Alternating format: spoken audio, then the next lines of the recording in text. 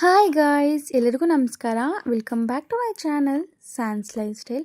ಎಲ್ಲರೂ ಹೇಗಿದ್ದೀರಾ? ಎಲ್ಲರೂ ಚೆನ್ನಾಗಿದ್ದೀರಾ ಅಂದ್ಕೋತೀನಿ. ಇವತ್ತಿನ ವಿಡಿಯೋಲಿ ಕುಕ್ಕರ್ನಲ್ಲಿ ತುಂಬ ಉದುರಾಗಿ ಚಿಕನ್ ಬಿರಿಯಾನಿನ ಹೇಗೆ ಮಾಡೋದಂತ ತಿಳಿಸ್ಕೊಟ್ಟಿದ್ದೀನಿ.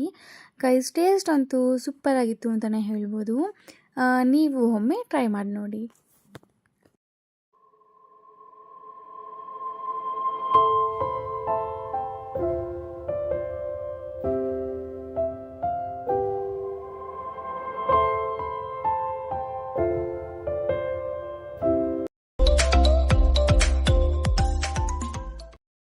ಮೊದಲಿಗೆ ಇಲ್ಲಿ ನಾನು ಈ ಗ್ಲಾಸ್ ಅಳತೆ ಪ್ರಕಾರ 2 ಗ್ಲಾಸ್ ಆಗುವಷ್ಟು ಅಕ್ಕಿನ ತಗೊಂಡು ಚೆನ್ನಾಗಿ ತೊಳೆದು ನೆನೆಸ್ಕೊತಾ ಇದ್ದೀನಿ.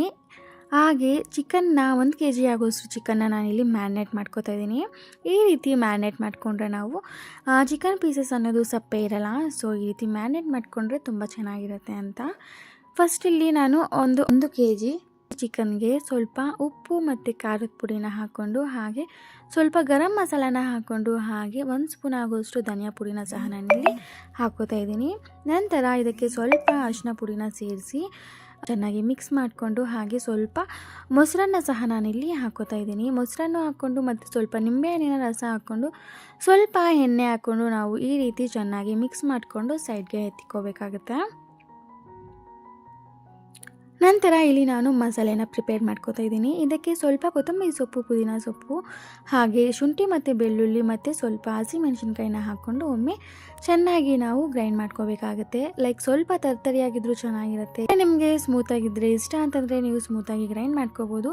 ಫಸ್ಟ್ ಇಲ್ಲಿ ನಾನು ಕೊತ್ತಂಬರಿ ಸೊಪ್ಪು, ಪುದೀನ ಸೊಪ್ಪು, ಹಸಿಮೆಣಸಿನ್ಕಾಯಿನ ಹಾಕ್ಕೊಂಡು ಗ್ರೈಂಡ್ ಮಾಡಿಕೊಂಡು, ನಂತರ ಇದಕ್ಕೆ ನಾನು ಶುಂಠಿ ಮತ್ತು ಬೆಳ್ಳುಳ್ಳಿನ ಹಾಕ್ಕೊಂಡು ಗ್ರೈಂಡ್ ಮಾಡಿಕೊಂಡು ಈ ರೀತಿ ಸೈಡ್ಗೆ ಎತ್ತಿಕೋತಾ ಇದ್ದೀನಿ.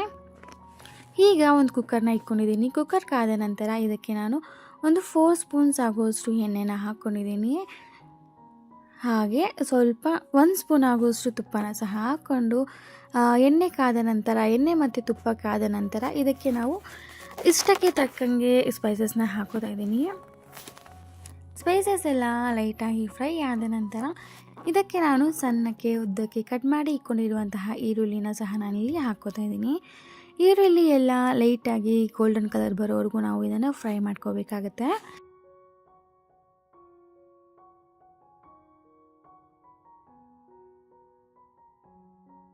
ಅಟ್ಲೀಸ್ಟ್ 3 ನಿಮಿಷ ಕಾಲ ಆದರೂ ನಾವು ಇದನ್ನು ನಿಧಾನಕ್ಕೆ ಫ್ರೈ ಮಾಡ್ಕೋಬೇಕಾಗುತ್ತೆ ಗೈಸ್. ನಂತರ ಇಲ್ಲಿ 3 ನಿಮಿಷ ಆದಮೇಲೆ ನಾನು ಇಲ್ಲಿ ನಿಮಗೆ ನೋಡಿಸ್ತಿದ್ದೀನಿ, ಲೈಟಾಗಿ ಕಲರ್ ಚೇಂಜ್ ಆಗಿದೆ ಅಲ್ವಾ. ಈಗ ಇದಕ್ಕೆ ನಾವು ಮುಂಚೆ ಪೇಸ್ಟ್ ಮಾಡಿಕೊಂಡಿದ್ವಲ್ಲ ಮಸಾಲೆನ, ಅದನ್ನು ಸಹ ಸೇರಿಸಿ 2 ನಿಮಿಷ ಕಾಲ ನಾವು ಸಿಮ್ಮಲ್ಲಿ ಇಟ್ಬಿಟ್ಟು ಬೇಯಿಸಬೇಕಾಗತ್ತೆ. ತಡ ಹಿಡಿಯೋ ಚಾನ್ಸಸ್ ಇರುತ್ತೆ. ಸೊ ಸಿಮ್ಮಲ್ಲಿ ಇಟ್ಬಿಟ್ಟು ನಾವು 2 ನಿಮಿಷ ಕಾಲ ಆದರೂ ನಾವು ಇದನ್ನು ಫ್ರೈ ಮಾಡ್ಕೋಬೇಕಾಗುತ್ತೆ. ಹಸಿ ವಾಸನೆ ಹೋಗೋವರೆಗೂ ಇದನ್ನು ನಾವು ಫ್ರೈ ಮಾಡಿಕೊಂಡ್ರೆ ಸಾಕು. ನಂತರ ಇದಕ್ಕೆ ನಾನು 2 ಟೊಮ್ಯಾಟೋನ ಸಣ್ಣಕ್ಕೆ ಉದ್ದಕ್ಕೆ ಕಟ್ ಮಾಡಿಕೊಂಡಿದ್ದೆ, ಅದನ್ನು ಸಹ ನಾನಿಲ್ಲಿ ಸೇರಿಸ್ತಾ ಇದ್ದೀನಿ.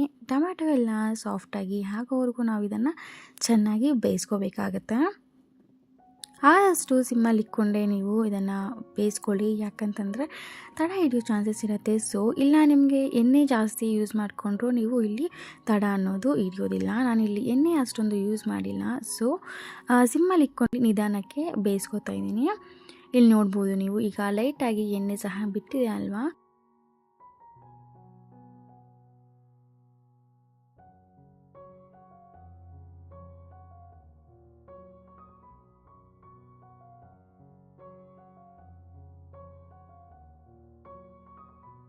ಈಗ ಇದಕ್ಕೆ ನಾನು ಮಸಾಲೆಸ್ನ ಹಾಕೋತಾ ಇದ್ದೀನಿ. ನಿಮಗೆ ಇಷ್ಟಕ್ಕೆ ತಕ್ಕಂಗೆ ಮಸಾಲೆಸ್ನ ಆ್ಯಡ್ ಮಾಡ್ಕೊಳ್ಳಿ ಗೈಸ್. ಓಕೆ, ಇಲ್ಲಿ ನಾನು ಧನಿಯಾ ಪುಡಿ 1 ಸ್ಪೂನು, ಬಿರಿಯಾನಿ ಮಸಾಲ 2 ಸ್ಪೂನು, ಸ್ವಲ್ಪ ಚಿಕನ್ ಮಸಾಲಾನ ಹಾಕ್ಕೊಂಡು 1 ಸ್ಪೂನ್ ಆಗುವಷ್ಟು ಖಾರದ ಪುಡಿನ ಹಾಕ್ಕೊಂಡಿದ್ದೀನಿ. ಯಾಕಂತಂದರೆ ನಾವು ಆಗಲೇ ಗ್ರೈಂಡ್ ಮಾಡುವಾಗ ಸಹ ಹಸಿಮೆಣಸಿನ್ಕಾಯಿ ಹಾಕ್ಕೊಂಡಿದ್ವಲ್ಲ. ಸೊ ಮತ್ತು ರುಚಿಗೆ ತಕ್ಕಷ್ಟು ಉಪ್ಪನ್ನು ಹಾಕ್ಕೊಂಡು ಚೆನ್ನಾಗಿ ನಾವು ಮಿಕ್ಸ್ ಮಾಡಿಕೊಂಡು ಇದಕ್ಕೆ ನಾನಿಲ್ಲಿ ಮೊಸರನ್ನ ಸಹ ನಾನಿಲ್ಲಿ ಹಾಕ್ಕೋತಾ ಇದ್ದೀನಿ. ಮೊಸರು ಅಟ್ಲೀಸ್ಟ್ 3 ಸ್ಪೂನ್ ಆಗುವಷ್ಟು ಮೊಸರನ್ನ ಹಾಕ್ಕೊಂಡ್ರೆ ಚೆನ್ನಾಗಿರುತ್ತೆ, ತುಂಬ ಸಾಫ್ಟಾಗಿ ಇರುತ್ತೆ ಅಂತ. ಮೊಸರನ್ನ ಹಾಕ್ಕೊಂಡು 2 ನಿಮಿಷ ಕಾಲ ನಾವು ಇದನ್ನು ಚೆನ್ನಾಗಿ ಬೇಯಿಸ್ಕೋಬೇಕಾಗುತ್ತೆ. ಇದರಲ್ಲಿ ಮಸಾಲೆ ಎಲ್ಲ ಚೆನ್ನಾಗಿ ಎಣ್ಣೆ ಬಿಡೋ ತನಕ ನಾವು ಇದನ್ನು ಫ್ರೈ ಮಾಡಿಕೊಂಡ್ರೆ ಸಾಕು. ಇಲ್ಲಿ ನೀವು ನೋಡ್ಬೋದು 2 ನಿಮಿಷ ಆದಮೇಲೆ ನಾನು ನಿಮಗೆ ನೋಡಿಸ್ತಾ ಇದ್ದೀನಿ, ಮಸಾಲೆ ಎಲ್ಲ ಚೆನ್ನಾಗಿ ಎಣ್ಣೆ ಬಿಟ್ಟಿದೆ.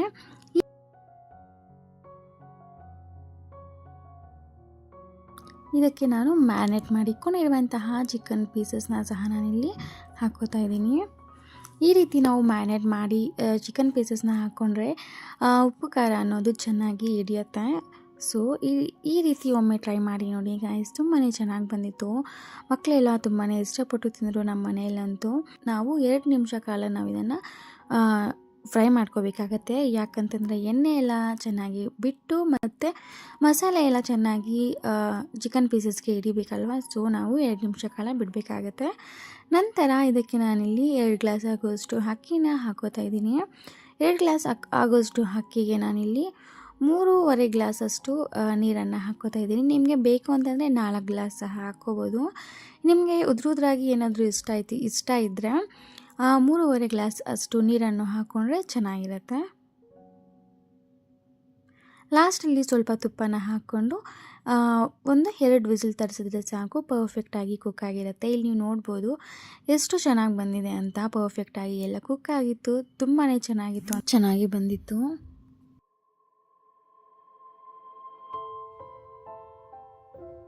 ಸಿಂಪಲ್ ಆ್ಯಂಡ್ ಕ್ವಿಕ್ಕಾಗಿ ಹಾಗೆ ಸಖತ್ ಟೇಸ್ಟಿಯಾಗಿರುವಂತಹ ರೆಸಿಪೀಸ್ ನಿಮಗೇನಾದರೂ ಇಷ್ಟವಾಗಿದ್ದರೆ ಪ್ಲೀಸ್ ಲೈಕ್ ಕೊಟ್ಟು ಸಪೋರ್ಟ್ ಮಾಡಿ ಗೈಸ್, ಮತ್ತು ಸಬ್ಸ್ಕ್ರೈಬ್ ಮಾಡ್ಕೊಳ್ಳೋದು ಮಾತ್ರ ಮರಿಬೇಡಿ. ಟೇಸ್ಟ್ ಅಂತೂ ತುಂಬಾ ಚೆನ್ನಾಗಿತ್ತು ಅಂತಲೇ ಹೇಳ್ಬೋದು ಗೈಸ್. ನೀವು ಒಮ್ಮೆ ಟ್ರೈ ಮಾಡಿ ನೋಡಿ ಆಯಿತಾ. ಥ್ಯಾಂಕ್ ಯು ಸೋ ಮಚ್ ಎಲ್ರಿಗೂ ಫುಲ್ ವಿಡಿಯೋ ನೋಡಿ ಸಪೋರ್ಟ್ ಮಾಡ್ತಿರೋದಕ್ಕೆ.